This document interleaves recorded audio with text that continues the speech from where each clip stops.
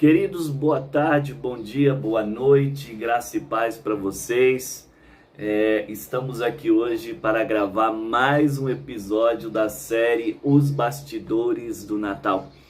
E dessa vez o episódio número 5, onde nós vamos falar rapidamente do ministério de Jesus Cristo, né?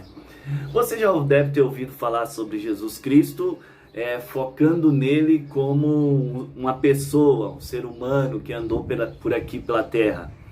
Mas o nosso objetivo hoje é mostrar um pouquinho o outro lado, que é o lado da divindade de Cristo. O ministério de Cristo ele foi curto, mais ou menos uns 3 anos. E nesses 3 anos, como que nós sabemos como foi esse ministério, né? Nós tivemos testemunhas oculares.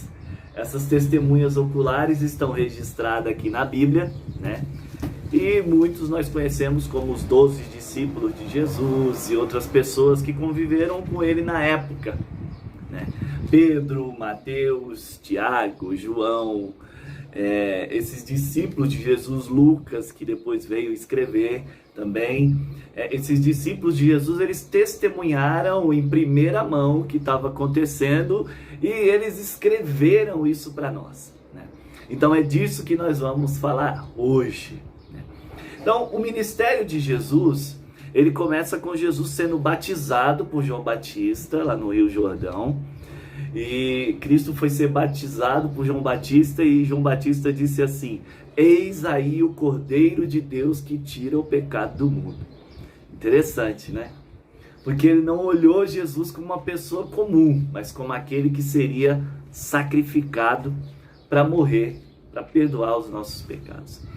Depois do batismo, Jesus foi para o deserto e esses discípulos que escreveram a biografia de Cristo conta que ele foi tentado pelo diabo. Então o diabo tentou a Cristo, né? Ele tentou que Cristo adorasse, que Cristo obedecesse às ordens dele, mas Cristo não cedeu à tentação do diabo. E passando esse processo do batismo e da tentação no deserto, Cristo começa o seu ministério, né? Ele começa o seu ministério. O ministério de Cristo ele é dividido em 3 atividades principais, tá? Essas atividades eram ensinar, né, pregar e curar os enfermos.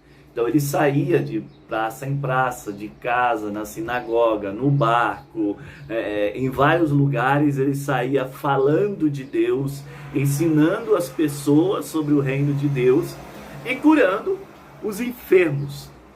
E nesses momentos, nós vemos que ele não era só um profeta, só um homem normal. Ele tinha coisas sobrenaturais. Então eu vou colocar aqui pelo menos 5 coisas especiais que você não pode esquecer para entender que Jesus Cristo ele não era uma pessoa comum. Ele era o Filho de Deus, o próprio Deus. Então a primeira coisa que eu queria colocar para vocês aqui é que Cristo ele tinha autoridade sobre a natureza. Então, esse primeiro texto aqui ele está em Marcos capítulo 4, onde Cristo estava num barquinho com os discípulos. Vocês já devem ter ouvido essa história. E nesse barco começou uma tempestade muito grande. Aqueles barqueiros, né, aqueles pescadores ficaram desesperados e Cristo estava dormindo na polpa do barco, como se nada tivesse acontecendo. Eles vão lá, balança Cristo, acorda Cristo. E quando Cristo acorda, por que vocês estão tão assim, tão com medo, desesperados, né? Ele repreende o mar, repreende o vento e tudo se torna uma bonança. O mar se torna um lago. Os discípulos adoram Cristo porque eles não entendem o que está acontecendo. Como que ele tem poder para mudar o vento, mudar o mar e fazer com que a natureza lhe obedeça. Então, a natureza, ele tinha autoridade sobre a natureza. E qual é o homem que tem autoridade sobre a natureza? Nenhum, né? Nenhum tem autoridade sobre a natureza, só Deus, porque ele é o criador da natureza. Esse é o primeiro exemplo. Vamos para o segundo exemplo então. O segundo exemplo é que Cristo não cometeu pecado. Então, qual homem que vivendo aqui na terra não comete o pecado, né? Não pensa uma coisinha assim, não olha para uma mulher, não vê alguma coisa que ele não deveria olhar. Mas Cristo, ele não cometeu pecado. E quem diz isso são esses mesmos homens que estão aqui, né? Porque durante toda a sua vida ele não cometeu pecado. Pôncio Pilatos, que ia autorizar a crucificação de Cristo, virou ele para as pessoas e falou: eu não vejo nenhum pecado nesse homem.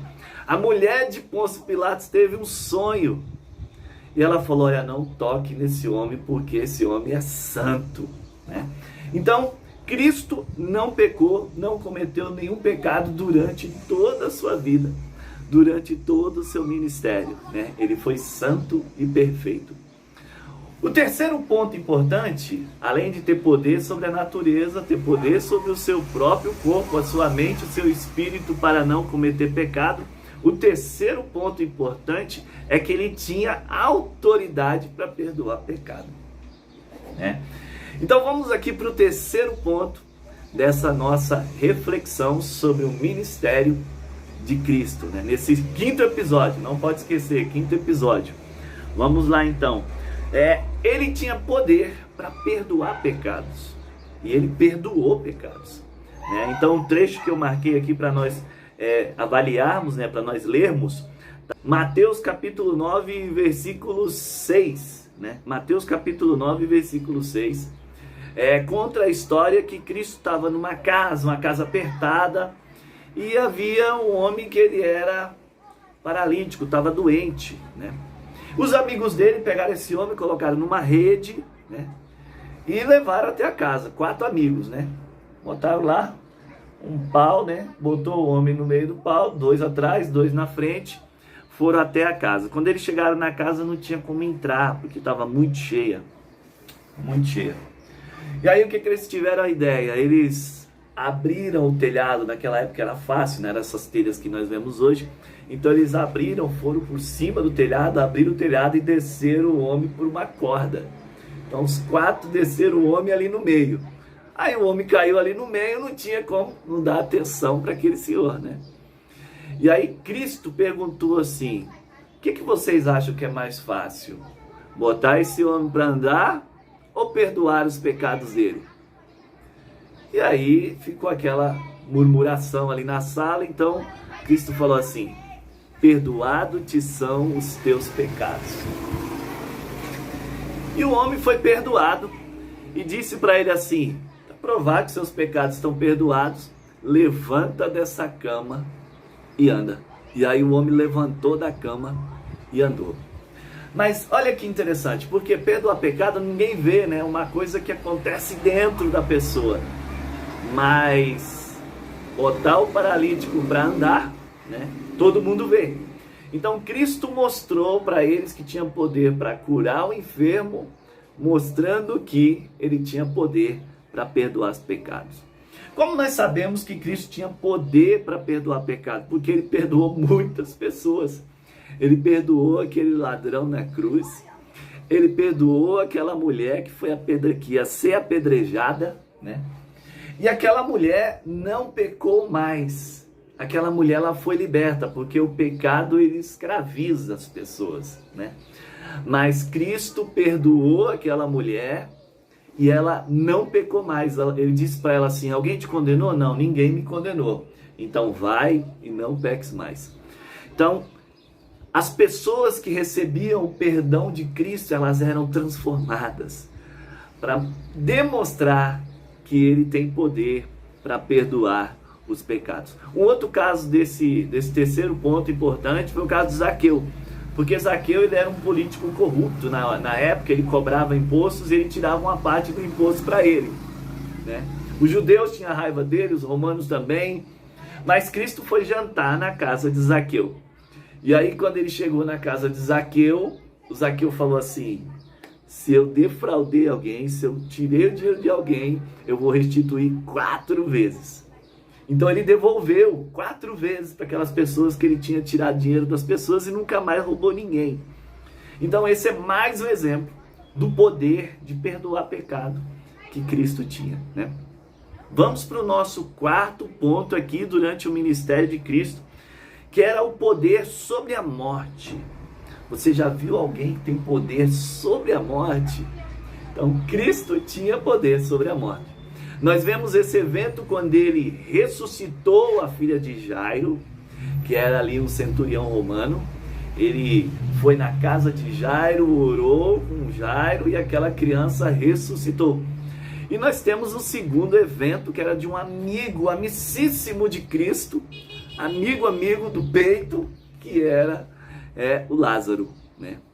E ele foi na casa de Lázaro, o Lázaro já tinha morrido. 4 dias depois ele foi lá, pediu para tirar a pedra no cemitério onde tinham colocado Lázaro e mandou o Lázaro sair.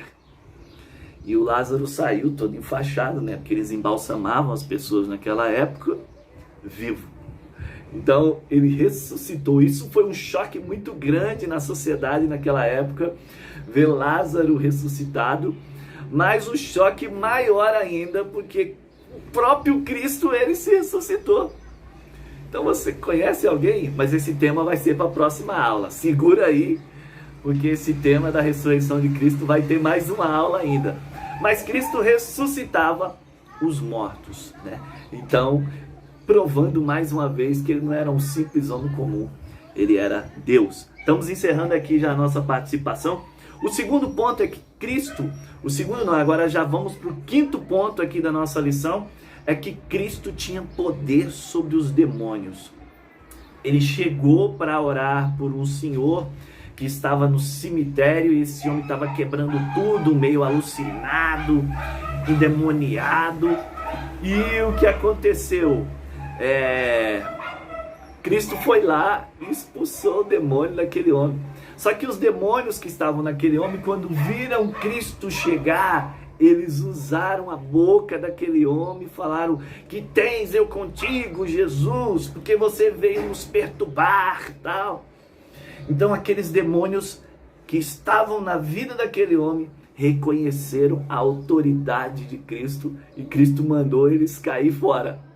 Eles caíram fora, entraram numa manada de porcos, e os porcos caíram num despenhadeiro e morreram, né? As pessoas daquela cidade ficaram muito assustadas, porque elas nunca tinham visto aquilo. E aquele homem que estava lá no cemitério quebrando tudo, endemoniado, ele foi liberto. Então Cristo liberta as pessoas do diabo, das possessões demoníacas. Quinto ponto dessa lição. E vamos por último e sexto ponto aqui importante, é que Cristo curava os enfermos. E aí tem centenas e centenas, dezenas e dezenas de relatos de Cristo curando o cego, curando o leproso, aquele leproso que voltou para agradecer, 10 foram curados, só um voltou. Tem Cristo curando o Bartimeu, que era cego. Tem Cristo curando o homem no tanque de Siloé. Havia um tanque naquela época onde as pessoas desciam, as águas eram agitadas misteriosamente naquele tanque. As pessoas desciam e quando caía na água em movimento, elas eram curadas, né? Mas havia um homem ali que não foi curado, e Cristo foi lá e curou aquele homem no dia de sábado. Cristo também curou um cego de nascença, passou um lodo no olho dele e mandou ele lavar no tanque, e ele foi curado. Então nós temos dezenas e dezenas, e João, ele diz assim que se fosse enumerar a quantidade de milagres, tinha que escrever muito mais livros, né? Ele usa uma figura de linguagem, mas foram muitos os milagres que Jesus operou. Então, recapitulando aqui a nossa lição, o ministério dele foi divino porque ele tinha autoridade sobre a natureza, porque ele tinha autoridade sobre o pecado, porque ele perdoou o pecado, né? Porque ele tinha autoridade sobre o diabo, porque ele tinha autoridade sobre as enfermidades, sobre a morte, porque ele ressuscitou e ressuscitava os mortos. Então, queridos, o ministério de Cristo não foi igual de um profeta, não foi igual de Maomé, não foi igual de Allan Kardec, não foi igual dessas outras pessoas que nós conhecemos. Foi divino. E tanto foi divino que João, ele não começa falando do nascimento de Cristo, né? Essa testemunha ocular. né? Ele não começa falando do nascimento, ele diz que o Verbo se fez carne, Deus assumiu esse corpo humano na pessoa de Cristo e habitou entre nós. Que Deus te abençoe, não perca o próximo episódio dessa série, Os Bastidores do Natal. Saiba que Cristo te ama, que Ele veio a esse mundo, executou um ministério maravilhoso durante 3 anos na terra, para manifestar o seu amor, a sua graça, a sua misericórdia sobre a sua vida. Que Deus te abençoe nesse Natal. Fica com Deus.